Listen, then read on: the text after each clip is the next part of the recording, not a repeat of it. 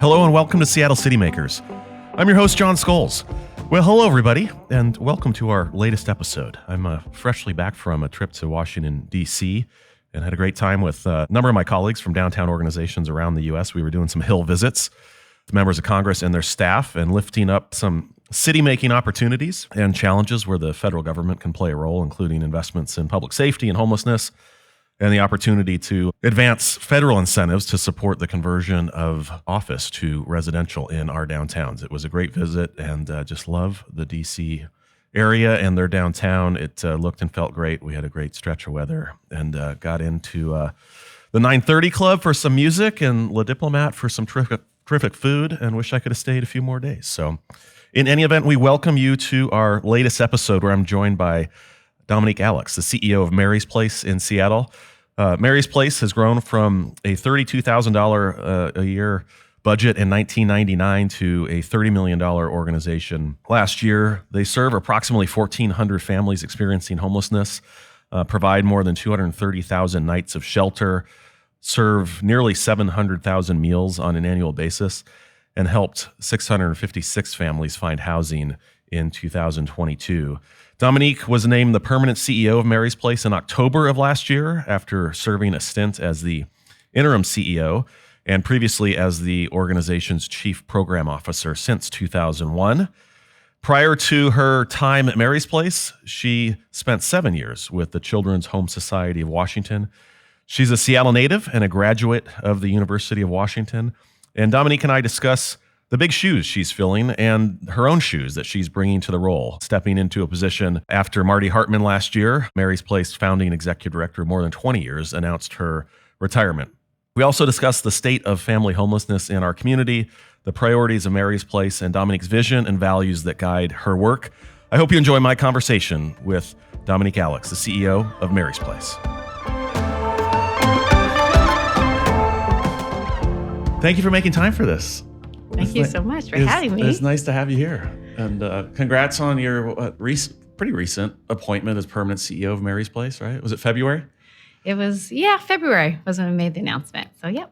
After you served in the interim since May of 23, is that right? So we made the official announcement with Marty in July. July. So it was a 6-month transition period. Yeah. And had you been set on going after the permanent role when you were named interim, or were you making a commitment to steady the helm?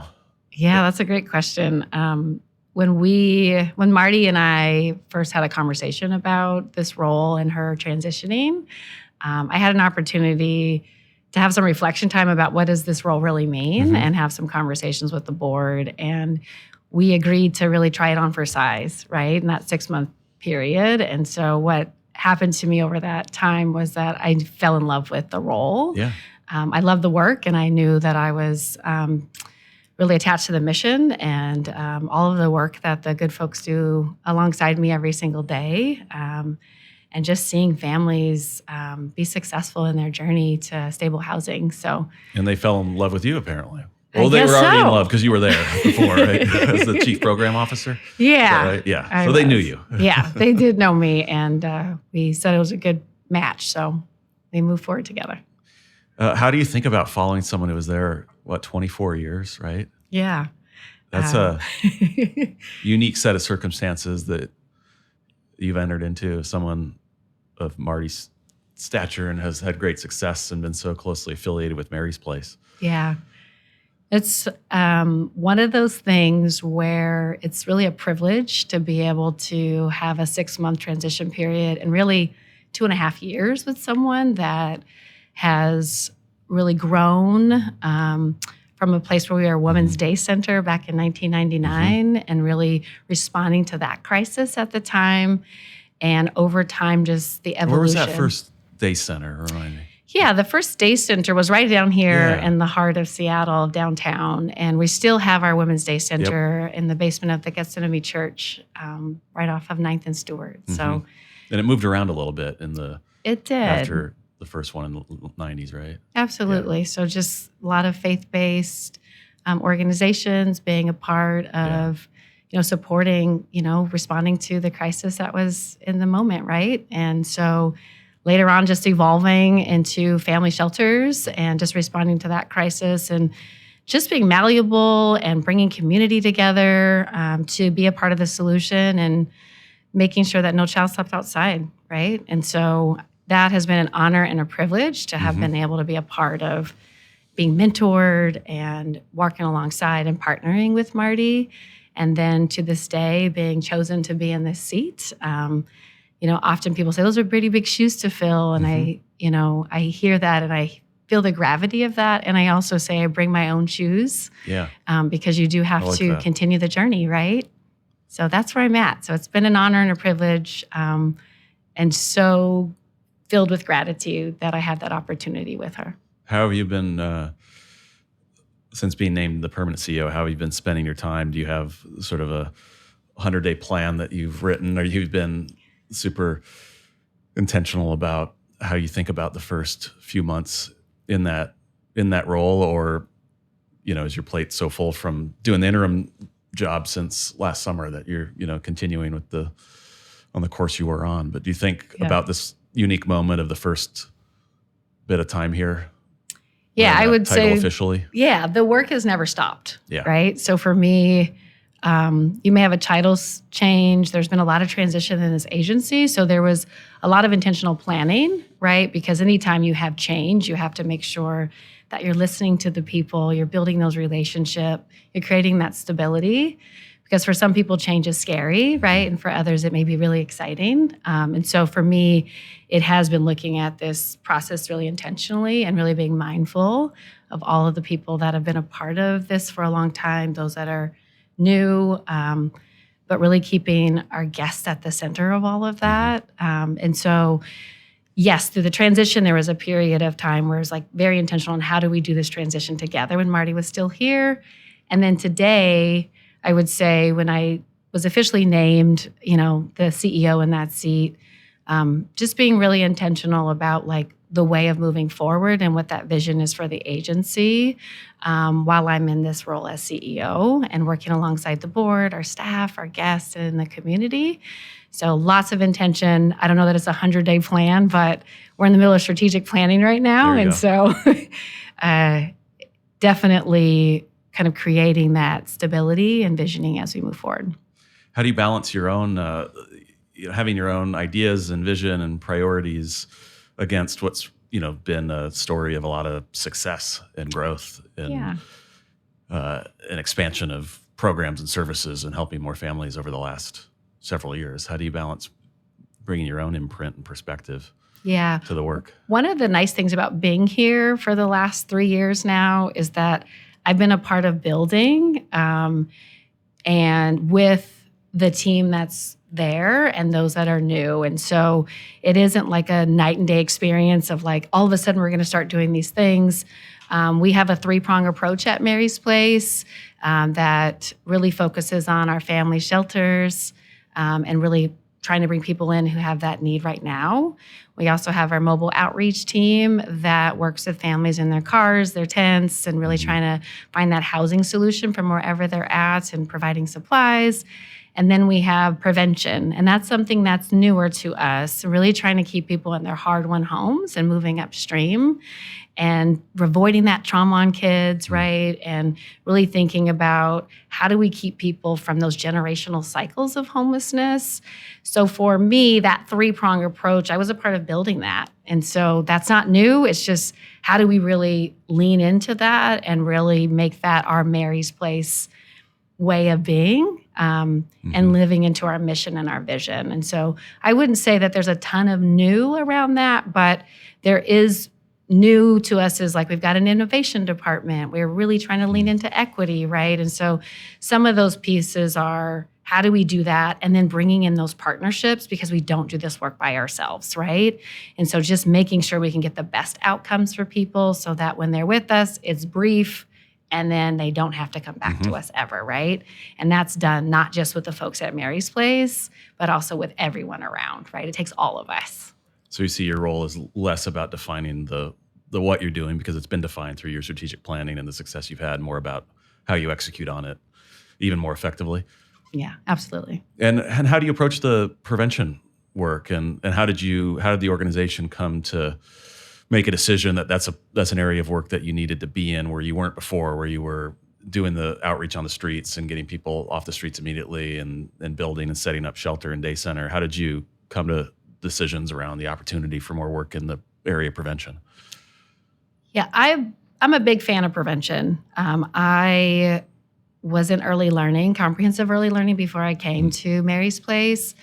And a lot of that is thinking about how do we help kids start right within their families. And so for me, when I think about prevention, it isn't just an education. That's one resource. It's how do we think about prevention across the board, particularly in social services where some folks are disproportionately represented in the systems and they may fall on a hard time, a crisis in the moment. If we're always just fixing the crisis and we're never looking upstream, it is really hard to stop the inflow and stop the crisis, right? And just eliminate poverty and homelessness. And so for us, it's really about how do we keep people in those hard-won homes? How do we create enough solutions in our community, like with affordable housing, really thinking about how do we keep families together? And so it's really much more than just a rental assistance, right? Because that is really what prevention is about. It's about the stability planning. It's about keeping people from having that trauma on that child. And like I said before, like those generational cycles, your greatest predictor of future homelessness is past homelessness. And so if we can stop it now, we all win as a community and keeping children from having that experience. So for us, we're doing a 3-year study with Notre Dame to really figure out the best way to implement rental assistance. And so we're in year 1, getting ready to enter year 2. And so with that, we're hoping to really share not just for Mary's Place, but also with other communities, just how to do this well. We saw it work through the pandemic, right? We kept people in their homes with rental assistance, and it worked, right? So let's keep that going. And why Notre Dame? How did that partnership come to be? Yeah, there's the Lab for Economic Opportunity out of Notre Dame. They do different studies, and we're actually in a cohort, and we were chosen to be a part of their study this year in Seattle, on King County, and I think Pierce County as well is participating. And for us, we thought we were chosen, let's go for it, right? This is really in alignment with our mission and trying to help us move upstream and really know how to do it well. Right? We don't want to just do something because it feels good. We want to have the data and the research and knowing how to do this right so that we can keep people in their hard-won homes. Is a part of the focus of that study being able to find those that are truly on the edge and focus the resources you do have to keep them from falling into homelessness and out of a home? Yeah, absolutely. You really want to work with families before they get to that last day of eviction, right? And so one of the things in this study is really, we have a screening tool, and one of the criteria is for families that may have experienced homelessness already, because again, that future predictor of homelessness is your past experience with it. And so, how do we avoid that, right? And so we make sure that the families know who we are and how to connect with us if they hit that hard spot. So they have to have some awareness of where to turn. Yes, on some level, yes. And during the pandemic, there were many resources, right? Where King County had gotten a grant from the federal office, the assistance program for the emergency eviction program. And money was very flowing for people to stay in their homes. Now that is all dried up, right? All of those resources. And so there's very few providers that are doing this work, and a lot of it is done through philanthropic pieces, and that's how we are keeping this going. On the prevention piece On the itself. prevention piece itself. And so this is our way of saying, hey, this really works. We want to show you how it works well, and hopefully get it funded for people to stay in their hard-won homes as we move forward. Are there other areas upstream that you think about, like the foster care system or other systems that aren't optimized, funded, calibrated appropriately, that are pushing people in to homelessness and on the streets, that we should be more focused on, that you think about, that you try to influence? Yeah, absolutely. I think a lot about the root causes of homelessness, right? It's, again, not just thinking about the Band-Aid that when someone is on the streets, we're in crisis, right? We want to move upstream. We need to think about our education systems, right? We need to think about our healthcare systems. We know that those are pieces that really provide that stability for people, right?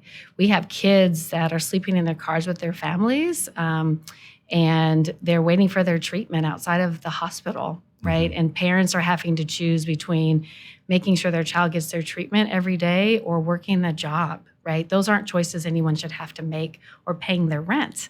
And so when you think about that, access to healthcare, having proper FMLA, support as a job, right? Those kinds of things, as well as thinking about some of the policies that we have, affordable housing being available to folks. And so all of those pieces really impact, how people end up in an experience of homelessness, right? As well as domestic violence. Just a crisis can really change the way people experience staying in their home or not.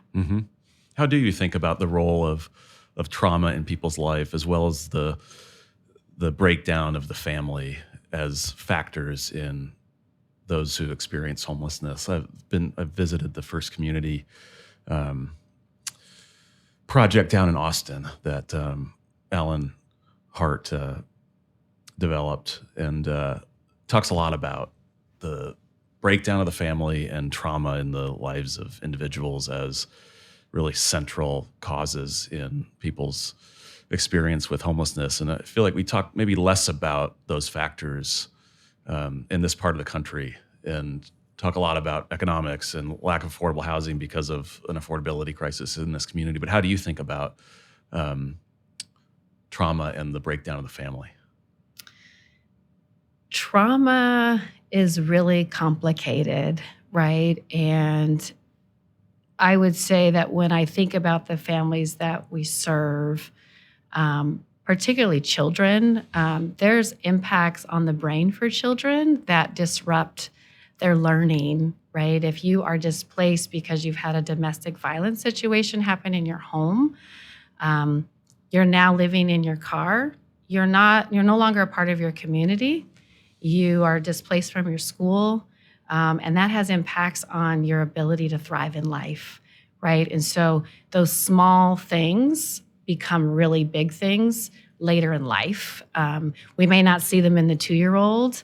You may just see a behavior change, but there's really things happening to their brain that really have those lifetime, long-term effects, right? And so for me, when I think about acting quickly, right, why we have shelter, why we have our outreach, and why it's so important to move upstream, right, on some of the larger system pieces, it's because we want to help avoid all of that trauma, right, and stop all of that disruption and brain altering on the little people, and so that we can help them thrive, right, keeping them nested in their community with those safe relationships with their people, right? We all need that, right? Even as an adult, I think community is so important for all of us to thrive. And so just thinking about the littlest people around us, they need that more than us. So that correlation between trauma that you ask about and the ability for people to thrive. If we lessen the trauma, our outcomes for families and children goes way up. And how would you describe the state of family homelessness today in King County? If we step back and look at the situation over the last several years, where do we stand today? Yeah, today is tough. I just left shelter where we have our King County emergency intake line, and there's 57 people on that call log today waiting for a shelter bed tonight. And so that's families, 57 families. And sadly, every day, this is the way our call list has been, and only 1 to 3 of those families will be able to come inside. So these are people calling from cars and tents and... Yeah, and dire situations when I talk about street. People fleeing domestic violence and crisis, right? And they need a place now. Pregnant women, right? People with infants, sick children, right? That is happening in our community. And you often don't see them on the street because they're hiding, because they're afraid of losing their children. And so The crisis is worse than we've ever seen it. Prior to the pandemic, they had folks call in every day, and we could ensure that no child slept outside. But today, You reached that goal. we reached the goal, Yeah. right? And this is our 10th year of running that campaign at Mary's Place. And so we had reached our goal. And now the system is overloaded, overburdened, and families are in crisis. And so, Are you seeing a shift in the population at all and the challenges people are facing, the increase of this fentanyl crisis? Are the folks you're serving showing up with, more complicated situations than pre-COVID? yeah, I will speak to the crisis as it's showing up at our door now. I do think things are more complex. We're seeing higher debts that people may have and being evicted from their You said home. debts? Debts. Yeah. So past rent, right? Yep. And things like that. So the barriers for families are getting bigger, and to find a new place is becoming more challenging because the cost of living here in our state is very high, particularly in King County in the Seattle area. And so that is exacerbating the issue and getting people out into a new stable home. You also have people that, don't, if you have a death of a partner, and that was part of your family income, someone now has to figure out how they're going to pay rent, right? And working 2 and 3 jobs. Most of the people in our shelters are working, and they are just needing help with their deposit to get into their new home, right? And so just really figuring out what those barriers are, what crisis people are having.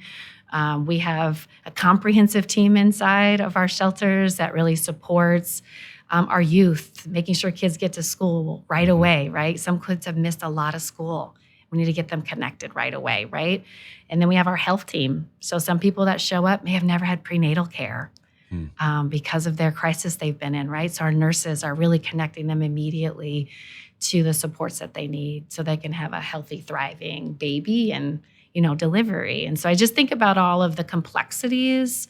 There's no family that shows up the same, but we are seeing a lot of trauma and also resiliency too, right? There's a lot of beauty and strength in the families despite the crisis. So I do want to highlight that because I think it can be really sad and tough, but seeing the children and families get their keys, it really is the light and shelter as families move into their stability. And it sure sounds like it's a lot more than bricks and mortar and a shelter bed with all the services and support you're having to wrap around Absolutely. families to keep kids in school, to get healthcare to moms. And Absolutely. Yeah. And finding those housing solutions, working with our housing specialists every day, right? People are trying to figure out what is it that it's going to take to help you get to your housing. And we use a housing first model, right? Because without housing, it's hard to do anything else. That's right. Yeah. How did you find yourself coming to this work? What drew you into this type of career and mission? This work is in my DNA. I had 2 parents that really paved the way, I think, for me to be where I'm at today. I had a mother who is a registered nurse and worked at King County Detox when I was a child. And my father is still the executive director at the Matt Talbot Center, which is a drug and alcohol recovery program, which also has transitional housing for folks that need some stability in their life. And I grew up right in the center of all of that. When did you first have an understanding of what they were doing, like what their jobs were, and like this is what my mom does and what my dad does and what it means? Like, do you remember? Yeah, I feel like it must have been when I was in elementary school for sure, maybe between 3rd and 4th grade.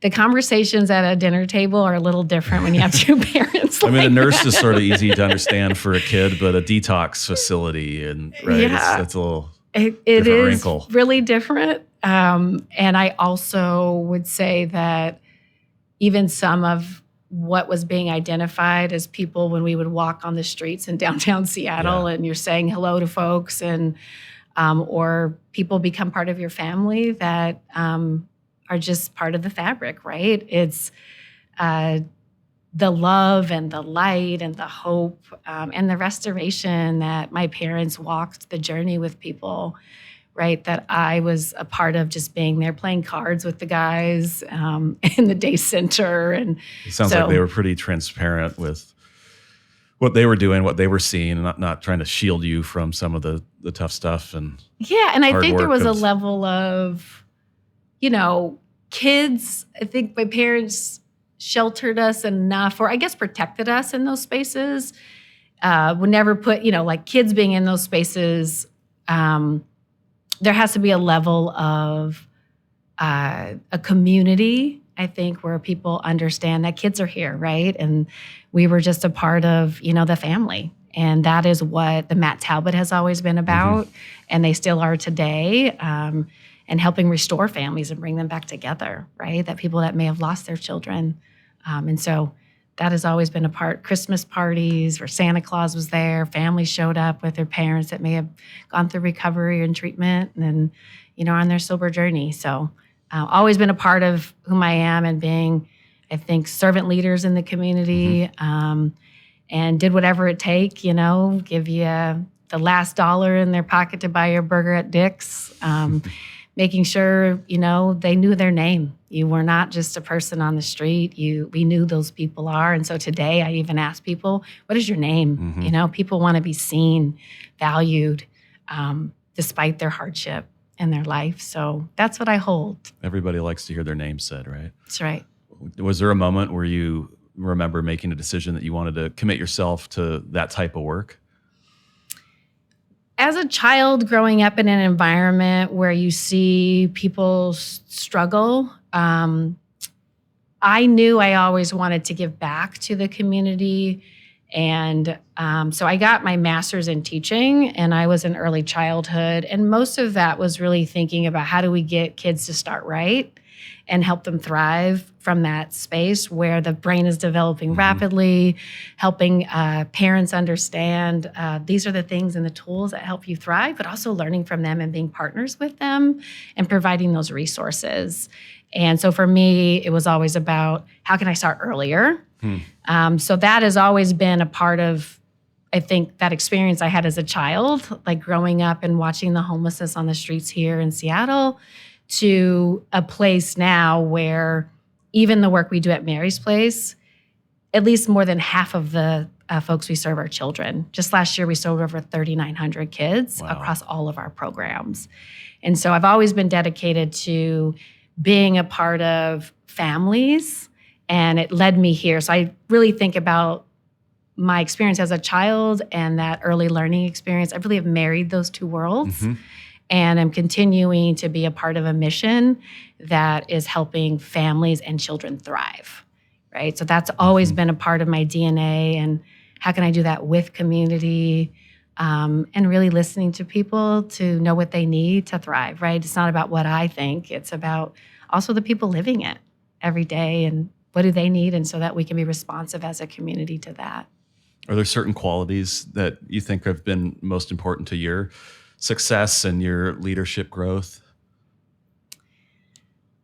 Some qualities. Responsiveness has been one of those pieces. I think when you see a need, and while that may not be that I feel every need, that if you have a resource, to always be responsive to see who can help fill that need. Love, compassion, empathy, as well as when I talk about like that listening piece, that's a really big piece, right? Don't want to just do actions, but listening to people and being, data informed. That's part of that qualitative data piece that you listen to, but also equity is the last one. My equity officer and I were just in a conversation, and we were talking about equity, and Dr. Damaris said, equity is about what people deserve and what they need. And that is a big deal, right? It's not just what you may have as your last. It's giving people your best and really what they deserve and need. What do you think people in this community get right about their understanding of homelessness, and what are some of the myths or things they get wrong as they sort of think about the situation we face here in Yeah. Seattle and across King County? Yeah, the story of homelessness is way bigger than we see every day. You often will drive off of a freeway, or you may see an encampment, and that becomes what people think homelessness is. That's a very small piece of it. Like I mentioned earlier, you don't see families all the time, right? And because they're hiding, they're afraid of losing their children, being separated, right? There's also youth and young adults that are out there as well. And so this really complex web of homelessness is not always just what you visually see. And at the end of the day, those are people. That is someone's child. That is someone's brother. I try to keep that lens, because if I thought about it being my child out there, it changes the way that you treat people. It changes the way that you view it. And oftentimes it's just a crisis that someone has experienced. It's a trauma that they've had in their life that's landed them in that situation. And, there's so much good in people, and we just need to figure out how to support them and meet them where they're at to help them on their journey. And it's not just one person, it's the system. We've got to do more with the system and not just a program or a service. So it's a both and, right? It's being there in the moment, supplying that need or that service, but it's also thinking about the policies, the availability of affordable housing, proper health care, and services that each individual needs. And your point that families, youth are maybe less visible in our community, or at least their experience of homelessness is less visible to the public, maybe doesn't give the same appreciation to the public for the needs of those populations. We see, a lot of single adults, single men on the streets, and maybe that colors to some degree our understanding of the population that may be couch surfing or living in a car or living in the woods or a tent. That isn't on the corner necessarily, whether it's downtown or Ballard or some other neighborhood. And everybody is a part of that system, right? And so it's not about which one should we prioritize. It's about making sure they're all priorities and that they're all equitably getting what they need to not have this experience of homelessness anymore, having that stability in their family and thriving, right? Not just like bare bones, but thriving. And so that's what I would say. The picture of homelessness is complex, and to be curious about it. Like I said earlier, most families are working. There's myths about that, right? And someone has just fallen on a hard time. Most people are living paycheck to paycheck. And so to have your car break down and you have to fix that, inflation, wow, right? A carton of eggs, if we've all gone shopping, pretty amazing how much a carton of eggs. I need some chickens in my house so I can get some eggs from them. But that fad of having chickens in your backyard was a smart fad for those who got in on it early, right? Or these community gardens that exist, right? Like those are huge pieces to, helping solve this problem of like grocery affordability. Can't afford diapers and wipes. Like, no one should make those choices between housing and those basic needs, right? Housing is a human right. And when we step back over the last decade or so, we've seen overall progress, and correct me if I'm wrong, around reducing veteran homelessness, reducing family homelessness, although we're not where we were perhaps in 2018-19. So it seems like there's things we can learn in the approaches and strategies that have been applied to specific populations as we think of homelessness of single adults where we haven't seen as much progress. Are there things that we can apply from the lessons around vets and families? I think what we're seeing in some areas is that there's funding and there's policies that really help move the needle, and folks moving upstream in some of the areas. Meaning we've made some specific policy decisions and funding decisions around certain populations like veterans here and in other parts of the country. And so we've seen and that results. helps. Right? Right now, Mary's Place receives a little over 10% in public funding. And so we need more, right? And that's the case in, different organizations have different makeups in their funding, but we need that as a partner. We need the corporations, we need individuals. It takes all of us, but those policy decisions really also will help us move the needle faster where there's funding attached to them, because we need to solve this crisis. It's not going to go away if we just do the same things over and over again. We want to really move the needle and keep people off of the streets, keep them in their housing. It's gonna take some different approaches, some new innovative thinking that has equity in that piece around everyone. We serve 80% of folks that are, identify as Black, Indigenous, and people of color. That is disproportionate to the folks that live here in this county. So that alone, we should be asking ourselves, why is that happening?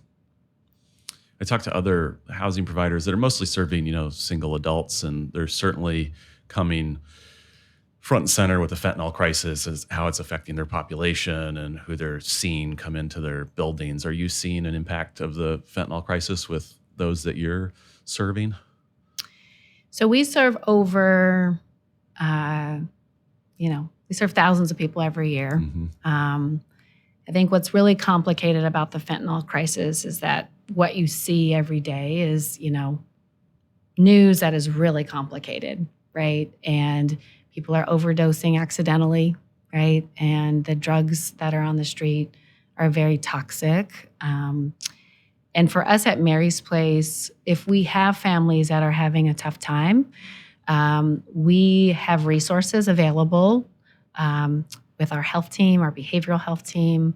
We have partners in the community to really team up to support them, and also providing education just for our community, right? Around what is it that this crisis is around opioids and fentanyl, right? And so people are just aware, even for their children, right? So that's what I would say, is that it is not a stranger to us, but it is not something that we are experiencing every single day. But we are very aware that it's in our community. And so we are on top of it with our guests, our staff, making sure people are aware of, the dangers, and also, that there's Narcan available, right? And these are ways and partners that can help you on your journey if you are in a tough space.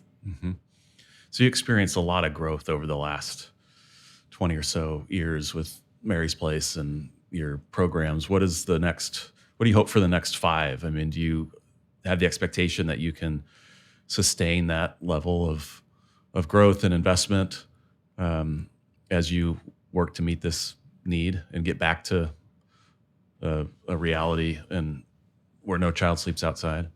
Yeah, that's a great question. Right now, the crisis is pretty tough outside. And so for us, we're trying to figure out how to support people when they are in our services, meeting them where they're at, moving them through quickly, and so that we can begin to make sure that we're meeting as many people as we can.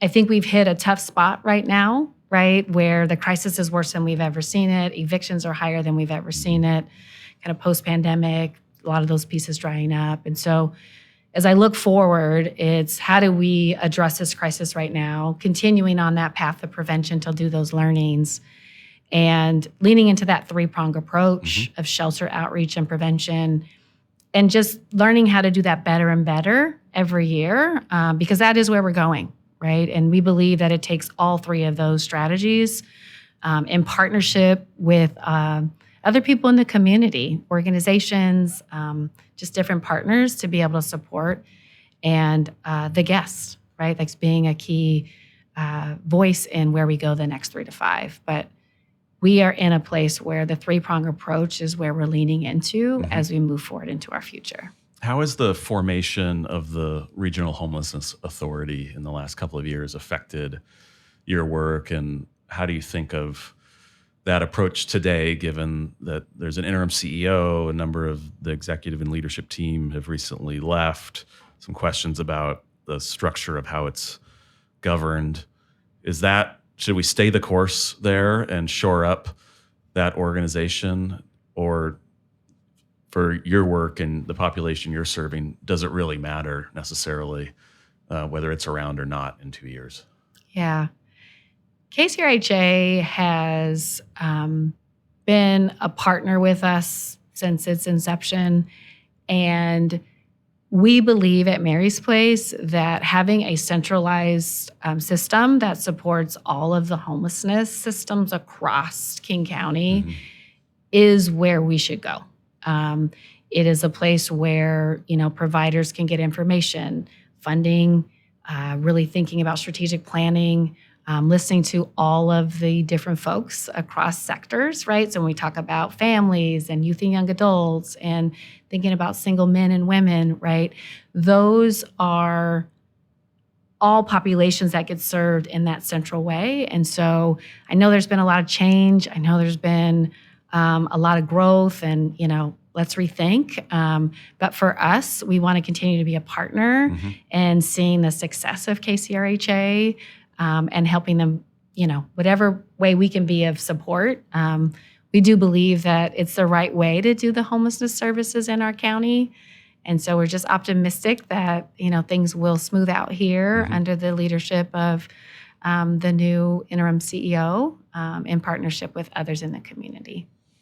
There was some resistance recently up north to a Plymouth housing project coming in a community. Do you face similar challenges when you're trying to site shelters or other services in parts of our county, or are you seeing the public be more receptive to understanding that the way we get people off the streets is by building more places with four walls and a roof? Yeah, when Mary's Place moves into a new community, we have a pretty strategic plan to really build relationships. We call them our homes for now. And we've done that 26 times in different communities. 26 different projects. Yep. Yeah. 26 different homes for now. So if that's, an old bank building, a hotel, where someone may be trying to get their permits, it's slated for demolition, we will be there for a 2-3 year period and make it home for now for a shelter. That's been a core part of your strategy, which is somewhat of a differentiating feature to the approach of others. Is that a fair statement where you're, trying to find these buildings that, are going to be there for a little bit, they're not going to be there forever, and make use of them? Yeah, that is a big part of how Mary's Place is been able to support so many people in the community. And a lot of those are, with business developers, corporations, different faith-based communities, right? Just different partners in helping us make sure that is possible. Community. Are you finding people more receptive to your projects, whether they're brand new or you're converting some existing structure for some temporary period? Yeah, so for us, moving into the communities, when we make something a home for now, we talk to the neighbors, we talk to the city, we talk to, anybody, like doing little groups of community, inviting people in to see the shelter, really allowing them to ask their questions, doing some of the myth busting and really understanding what Mary's Place does. That really has helped, I think, foster relationships, really kind of allow people to better understand the story of homelessness and how they can also be a part of the solution. So we opened up a shelter in Bellevue and just a couple years ago, and we had a lot of great conversations with community members. And now we have so much love and support that comes from the community, donations. We have somebody that was coming in to read to kids and, playing the piano and just doing so much volunteering and just being a part of that solution, even for some of the people that may have had those questions that they were just not certain, right? And so for us, it's really thinking about how do we build those relationships to be able to be a good neighbor, right? Because we're all a part of this community together. And it sounds like, too, engage those that want to help and contribute once you've got folks in the building, right, to give back. And yeah, absolutely. How can people help around this crisis and your work? We love health at Mary's Place. And one of the things that we have going on right now is our Dream Big campaign. We have $1 million community match by Amazon. And we are kicking that off to really support the work that's being done at Mary's Place by our frontline staff and all of the community being alongside us. You can also, if you want to volunteer, I always say if you want to give your time, treasure, we would love all of that. We have our website, www.marysplaceseattle.org, and you can figure out ways to donate or come in and share your time or your skills that you'd like to maybe share. We'd love to meet you and learn all about ways that you're interested in being a part of the solution. So that's what I'd say is good ways to help. That's wonderful. And we have a couple of questions that are standard on our podcast, Dominique, that we close out with. And one is, what was your first job that you took a paycheck for? Yeah, so I actually was like in the 5th grade, which I think this is really funny because I was so young. But I was at the Central Area Youth Association, so CAYA in the central area of Seattle where I grew up. They were running summer programs through a 4-H program. And I remember like filing paperwork, learning how to do kind of administrative pieces. But we got paycheck for that. And so that was the first time I remember. Paycheck as a 5th grader. Paycheck as a 5th grader. And started a savings account at what used to be Washington Mutual. So I just like think back to Did you get it out before they went kaput? Yeah, I used all that money. So it's all good. You spent it before 2008 or 9. I did. Whenever that was. Yep. That's great. And our final question is, if you could design your perfect Saturday in the city of Seattle, what are you doing morning till evening? Yeah, I have 4 kids, ranging between 13 and 21. 2 of them are in college. And so when everybody comes home, my husband and I, like, it's so much joy in our house, right? Because everyone's back together. But a perfect Saturday for us would probably be a walk to our local coffee shop, just on a sunny summer day, because we love the sunshine. And probably moving down to the Pike Place Market. We love the Daily Dozen Donuts down there, getting spices at the market, and watching the fish fly right in the market, and the gum wall, all of the fun things, and flowers, and just soaking up a little bit of the tourism, but also some of those memories, I think, through the years for us that we've been in the city. This is home. Emerald City, the 206. You grew up around here? I did. I grew up in the central area of Seattle, and my parents still live in the same house. So, yep, this is my Saturday with my family, and soaking it all in. Love it. Well, thank you for making time for this. And we should plug, you've got a lunch coming up and I think this will publish before your lunch for those that catch it just as we publish. So let's plug your lunch. Okay. So we have our Dream Big Luncheon on April 18th at Fisher Pavilion. Coming up, we're trying to do $1 million community match, and love to see you there. And details on your website. And all the details are on our website at www.marysplaceseattle.org. Wonderful. Well, great to meet you, and thank you again for making time for what you do. And it's great to see you in this role and filling big shoes, but bringing shoes of your own as well, as you noted. I like that. So thanks a lot, Dominique. Thank you so much for having me. Well, hope you enjoyed my conversation with Dominique. Really appreciate her making the time, and thank you to her for her service and leadership around a critically important issue in our community. I want to close out with a recommendation of something you got to check out in downtown Seattle, and that is the soon-to-be-opened new outdoor store, Hemily, brought to you by David Schaefer and Tendi Sherpa. This is Hemily's first store outside of Colorado. They've got one location now in Boulder. Company was founded in 2014 by Dave and Tendi, who met at the base of Aconcagua. Tendi is a 15-time Everest summiter, which is pretty incredible, and a climbing guide. And they formed a bond and the idea of a outdoor apparel company focused on mountaineering gear, among other types of outdoor gear and apparel, and will soon open in the former location of Arc'teryx, which has moved across the street on 4th and Pike there, doubling their space. And Hemily will take over the space that Arc'teryx vacated there, right on the edge of Westlake Park. And we're grateful to have Dave and Tendy, investing in downtown Seattle for their second location outside of the original in Boulder, Colorado. So keep an eye out for their opening sometime later this year. Well, thanks everybody for joining us on this episode of Seattle City Makers, presented by the Downtown Seattle Association, with support from James Cito and production by Spark Creative.